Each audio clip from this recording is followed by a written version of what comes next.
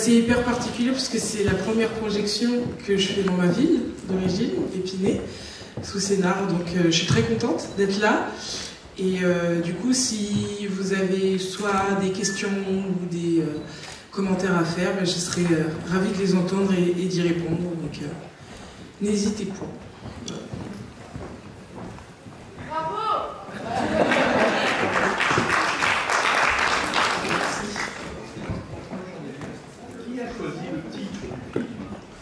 Alors, bonne question. Donc, pour ceux qui ont pas entendu, c'est qui a choisi le titre du film.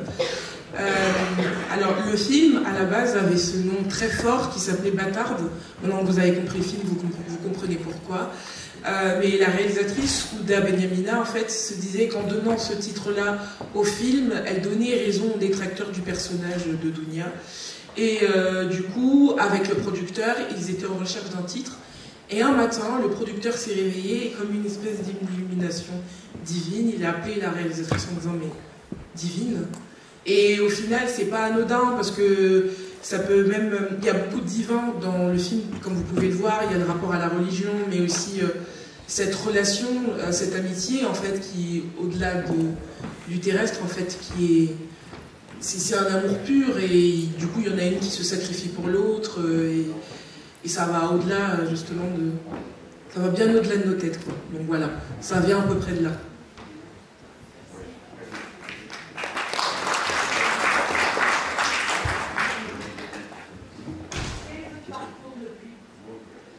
Alors, depuis, je suis au Conservatoire national d'art dramatique supérieur à Paris. Je suis en 2e année, donc je prends les cours de théâtre que je n'avais pas pris. Entre-temps, j'ai fait un autre film qui s'appelle Les Invisibles, qui est sorti en janvier. Et j'ai fait aussi une pièce de théâtre qui s'appelle Anguille sous roche, que j'ai joué au TGP à Saint-Denis jusqu'en février et que je reprends cet été à Avignon. Et sinon, pour la suite, je suis en train de lire des scénarios qui me plaisent et qui ne me plaisent pas. Donc, pour l'instant, rien n'est fait, mais on est sur des pistes. Voilà. Oui. Comment t'es arrivée sur le projet de Divine? Alors, donc, comment je suis arrivée sur le projet, pour ceux qui n'entendent pas, j'étais, toujours en vivant ici d'ailleurs, j'étais à la fac à Paris 4, et, parce que je voulais être prof de lettres, et j'avais commencé une licence de lettres modernes, et peu à peu, c'est pas que je me suis désintéressée, mais je me suis un peu lassée, et entre-temps, en fait, je regardais une série qui s'appelle Les Tudors, et en fait, j'ai commencé à m'attacher au jeu des acteurs, et j'ai commencé à chercher sur internet des annonces de figuration pour commencer petit. Et j'ai fait des recherches sur 3 jours, je répondais par-ci par-là, mais sans trop y croire. Et un jour, je tombe sur l'annonce du coup qui a changé ma vie depuis 4 ans, qui est l'annonce de ce film. Il recherchait plusieurs personnages, dont une fille noire qui avait mes caractéristiques. J'ai envoyé un mail, puis on m'a répondu 2 semaines plus tard alors que j'avais oublié. Je suis allée au casting et du coup j'ai rencontré la réalisatrice qui m'a fait faire un casting de 9 mois. Ouais, c'est très long. Normalement c'est 2 mois, mais elle travaille beaucoup, quoi. Et du coup je faisais des allers-retours entre ici et Paris 11e. C'était là-bas les castings. Et au bout de 9 mois de casting, j'ai eu le rôle. Et j'ai passé 9 mois de casting en cachette de ma mère. Elle ne savait pas que je le passais, parce que je ne voulais pas l'alerter pour rien. Et bon, je lui ai annoncé du coup 2-3 jours plus tard, mais quand le directeur de casting m'a appelé pour m'annoncer que j'avais le rôle, j'ai dû aller m'enfermer dans la salle de bain. Je l'ai pris au téléphone, il me l'a dit, et puis ensuite, voilà, s'en est suivi du coup 1 an de préparation, puis 2 mois de tournage. En été, donc le tournage c'était entre Montreuil, un petit peu Paris. Il y a quelques images des vacances de Rebecca, ça a été tourné à Phuket. Voilà. Oui.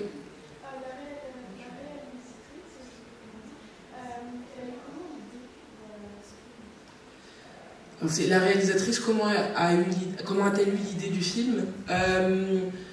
C'est une femme pour qui l'amitié a toujours compté dans sa vie. Elle a eu aussi de grandes amitiés comme celle qu'ont Dounia et Maïmouna. D'ailleurs, elle pensait à son amie en particulier lorsqu'elle créait cette relation. Et en fait, elle voulait surtout suivre du coup, le parcours de Dounia et comment on agit quand chaque jour on vous dérobe votre dignité, en fait. Parce que Dounia, tous les jours, elle est humiliée, elle est rabaissée, elle du coup, elle est face à une identité qui lui est soit niée, soit un peu calomniée, beaucoup calomniée du coup. Et elle voulait se demander en fait comment, avec la colère, parce que ce qui anime le personnage de Dounia, c'est la colère, quelles sont les conséquences de la colère et comment on recherche la dignité. Et du coup, il y a aussi la thématique de l'amitié qui rentre en compte, parce que là, vous avez l'air de penser que le film finit mal.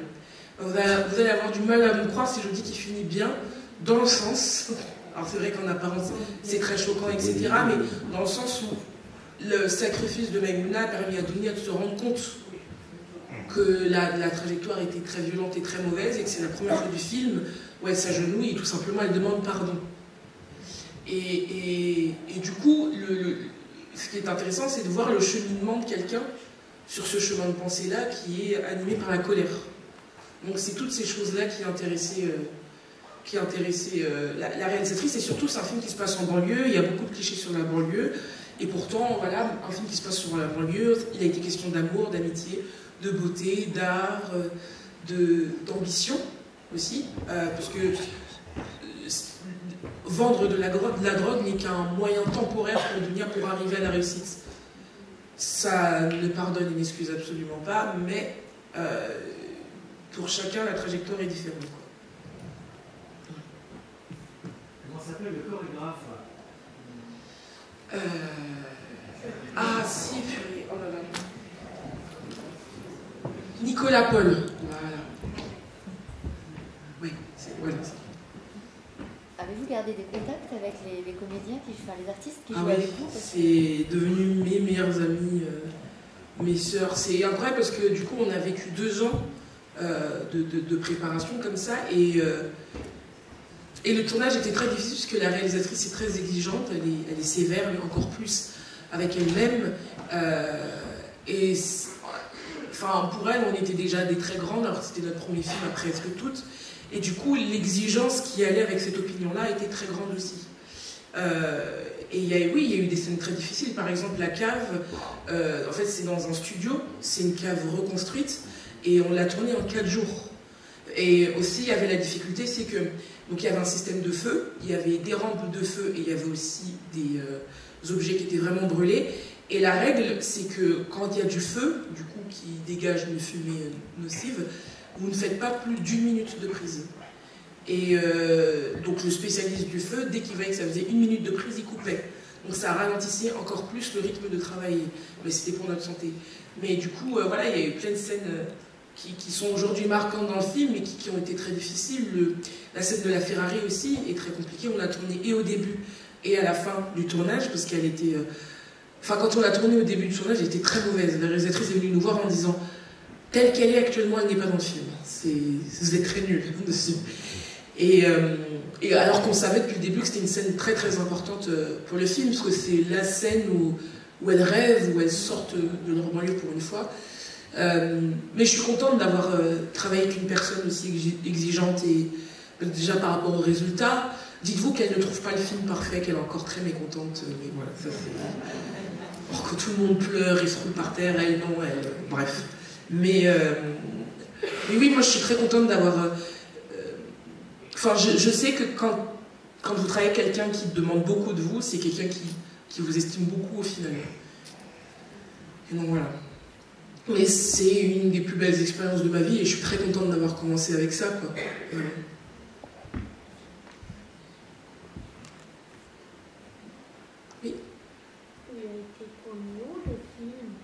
Il a été tourné à Montreuil, à Paris même, principalement à Montreuil, toutes les scènes de banlieue, etc. à Montreuil. La cave, c'est un studio à Brie-sur-Marne, donc quelques images en Thaïlande, et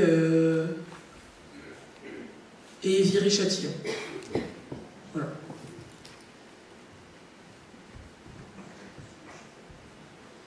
C'est une question. Ouais, c'est une question. D'accord. Est-ce que ça t'a permis d'avoir des propositions pour d'autres films? Ouais, total. Bah, le film Les Invisibles que j'ai fait en janvier, c'est parce que le réalisateur a vu Divine, puis il m'a vu dans une interview, et du coup, pour Divine, j'avais passé un casting, mais pour Les Invisibles, j'ai pas passé de casting, il m'a proposé le rôle, et j'avais juste à dire oui ou non, et bon, après à travailler, mais Du coup, oui, en fait, Divine, ça m'a offert une très très belle exposition parce qu'il a été récompensé. J'ai été moi-même toute seule récompensée, alors que c'est rare d'être récompensée pour un premier film.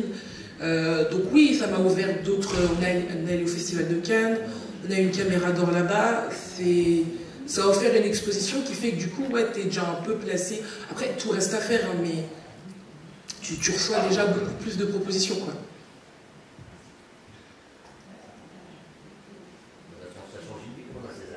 Oui. Bon, alors ça change une vie et en même temps pas tellement parce que le César, je suis allée le chercher et j'habitais encore ici, donc je suis revenue ici le lendemain. Donc j'ai eu ma petite statuette ici. Mais alors ça change une vie dans le sens où, oui, maman, vous êtes reconnu par la profession. Donc du coup, j'avais 22 ans à l'époque, donc j'étais quand même assez jeune.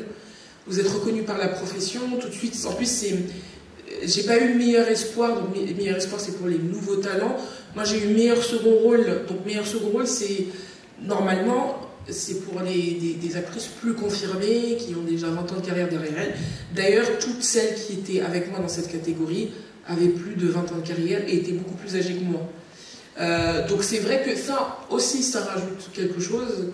On se dit, mais à 22 ans, avoir ce César-là, ça change une vie, mais en même temps, je sais mieux où j'ai envie d'aller maintenant. On aurait peut-être tendance à vouloir perdre la tête et prendre la grosse tête. Bon, déjà, avec la mère que j'ai, c'est impossible. Elle est vraiment le garant de cette thématique-là, donc pas de panique. Et puis surtout, ça encourage pour travailler d'autant plus. Et du coup, c'est suite à César-là que j'ai voulu aller me former et que j'ai passé le concours du conservatoire. C'est parce que j'avais envie... parce que c'est une course de fond, pas une course de forme. J'ai peut-être pas envie de me précipiter. Tout a commencé très vite pour moi. Et ben bon, j'ai pris le temps, ça fait déjà 2 ans. Donc je prends le temps, donc là je réaccélère, mais j'aurais dû faire les choses bien et à ma façon, quoi. Concernant les grands partenaires, il y a une complicité qui est fabuleuse. Mais vous la connaissiez déjà avant? Non, on ne se connaissait pas. On s'est rencontrés en casting. Et la première fois qu'on s'est rencontrés, je me rappelle, on riait tellement, c'était, de la merde en boîte ce qu'on faisait. Mes yeux riaient de gêne, parce que je pensais qu'on était vraiment nuls. Et elle aussi, elle riait avec moi. Et en fait, la réalisatrice me disait, mais j'ai trouvé mon duo. Je sais que c'est ces deux-là que je vais prendre. Et il faut savoir, moi j'ai passé 9 mois de casting. L'autre actrice, donc celle qui joue Dunia, a passé 1 an de casting. Parce que, bon, je ne sais pas si vous le savez, mais l'actrice qui joue Dunia est la petite sœur de la réalisatrice. Et du coup, elle l'a testée encore plus pour pas de passe-droit, même si elle est liée du sang, quoi.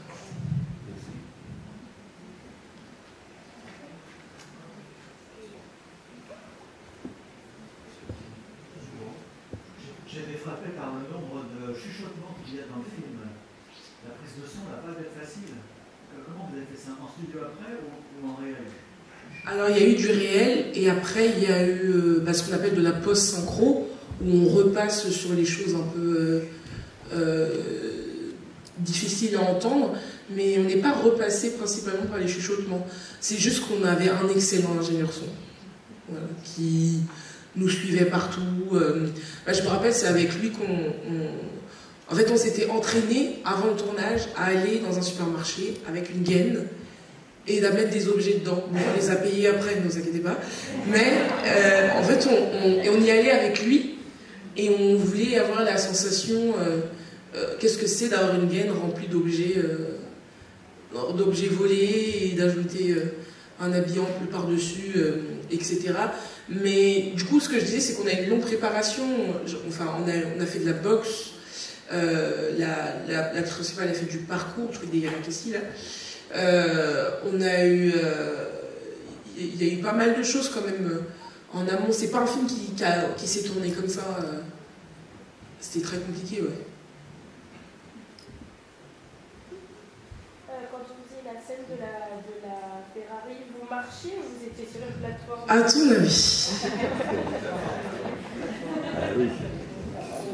Qui dit quoi? Qui dit quoi? Une plateforme automatique.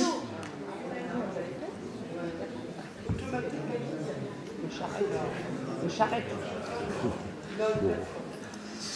C'était, en fait, c'était une planche en bois à roulettes que le machiniste tirait en entendant le texte. Donc quand on lui disait virage, il nous faisait des virages. Il a appris le texte lui aussi. Et quand on lui disait, on s'arrête, c'est... voilà, j'ai brisé la magie, mais c'est une vulgaire planche de bois qu'on a tirée. Et... Alors bien sûr, il y a eu 1000 chutes, 1000 bleus, etc. Mais on voit que cette scène fascine, donc on est content de nos bleus. Beaucoup de personnes nous parlent de cette scène. Mais... Qu'est-ce qu'ont pensé vos proches quand ils ont vu le film la première fois? Quelles ont été leurs réactions? Ils ont... À part ma mère, ils ont tous pleuré. Bon, ma mère, je lui demande pourquoi elle pleure pas. Elle dit, bah, t'étais à 2 rangs de moi, je vois pas pourquoi. Mais non, mes proches étaient très fiers, très émus du coup de la fin de l'histoire. Et du coup, oui, ils ont accepté mes choix sans en discuter. Ils ont découvert que j'étais drôle, que je pouvais être drôle aussi. Non, franchement, j'ai eu aucun blocage, quoi que ce soit. Je suis de nature trop indépendante pour qu'on me bloque. C'est pas... Bon, à part ma mère, je suis de nature trop indépendante pour maintenant. Mais ma mère, elle n'a pas essayé de faire ça. C'est qu'elle est... Voilà, de la protection. Elle veille uniquement à ce que la tête ne grossisse pas. C'est tout. Oui. Il y a la phrase que j'ai deux phrases que j'ai le plus entendues, c'est « Pourquoi t'es morte ?» Moi, jusqu'à aujourd'hui, je ne sais pas pourquoi. Le film est fait comme ça. Et j'ai beaucoup pleuré. Mais ouais, les gens, du coup, ont des réactions, parce qu'ils ont l'impression de voir une revenante, du coup. Ils ont des réactions très vives. Je me rappelle d'une projection qui m'avait marquée, c'était à Strasbourg. Donc, il y a ce moment de l'explosion. Et il y a une fille qui sort en crise d'angoisse pas possible, mais qui pleure, qui hurle, etc. Et donc, Dounia, enfin c'est l'actrice qui joue Dounia, vient vers elle pour la réconforter, et elle la repousse. Et elle me voit, et elle court vers moi. Et donc, en 2 ans, on a vu un défilé de réactions hyper étonnantes. Ouais. Mais oui, on nous reconnaît dans la rue. Encore, du coup, les gens hallucinent plus quand on se promène à 2. Dans la rue, ils se disent, mais... on a souvent des...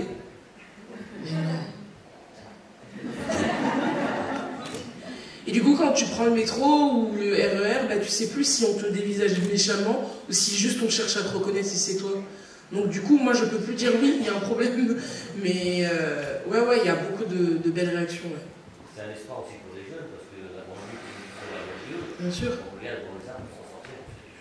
Bien sûr, je pense que c'est pour ça que le film a d'ailleurs autant explosé, c'est parce que c'est une autre image de la banlieue qui diffère de l'image fantasmée par certains qui serait uniquement le lieu de violence, de débauche, incapable d'amour, de tendresse, etc.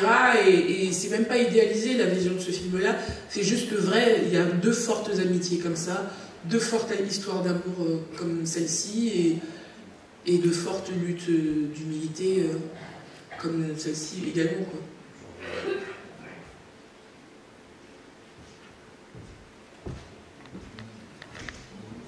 Oui. Après ce film, majoritairement, mais encore plus avec Les Invisibles. Dans Les Invisibles, j'ai pas la même tête, donc du coup c'est difficile, mais... Ouais. Oui. Le meilleur moment du tournage? Il y a eu plein de beaux moments. Je sais que... pour le tournage, on avait un appartement ensemble, toutes les 3, donc avec Rebecca aussi. Parce que, oui, Rebecca est très gentille dans la vie.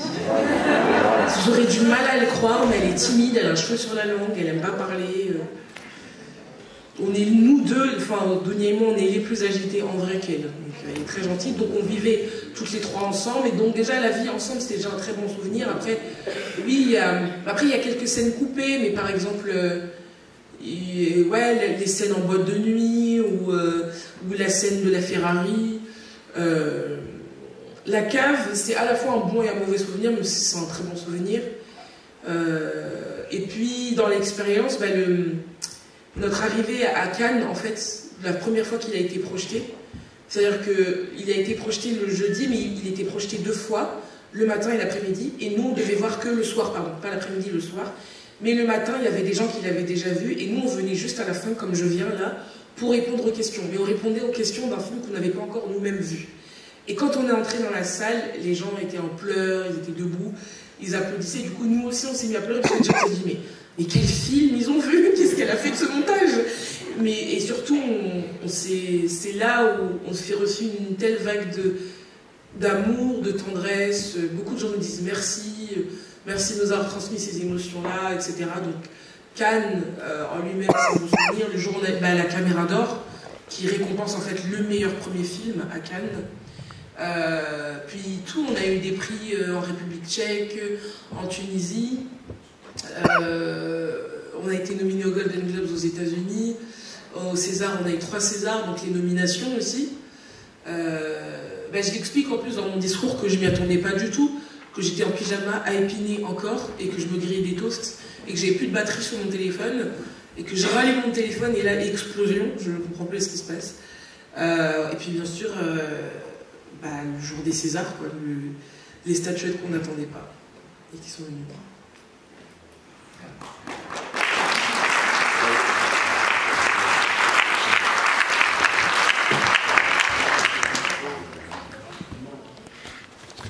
Ça fait quoi de se voir à l'écran? C'est horrible. T'as envie de te tailler les veines à chaque fois. Mais tu supportes parce que des gens trouvent ça bien. Il pourrait pas y avoir une suite. Ah non. Ah, ça reste comme ça. Ça reste comme ça. Et une suite sans Maïmouna? Non. Pas de suite.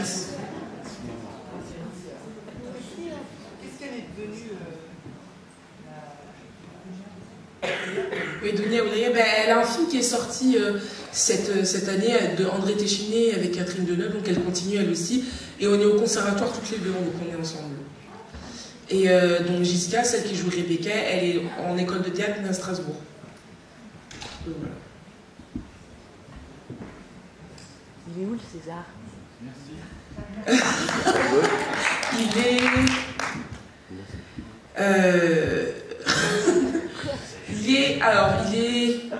Il est avec moi, mais il n'est pas chez moi, parce que j'habite plus à Épinay depuis le 22 janvier, mais il est avec moi, mais pas chez moi. Je ne sais pas comment vous expliquer, mais c'est un truc qu'on oublie, hein, franchement. C'est vrai que les 3 premières semaines, vous êtes... et puis après, c'est sur l'étagère et la vie continue, quoi. J'ai l'impression que c'est fini. Merci beaucoup, en tout cas, d'être venu. Et bonne journée.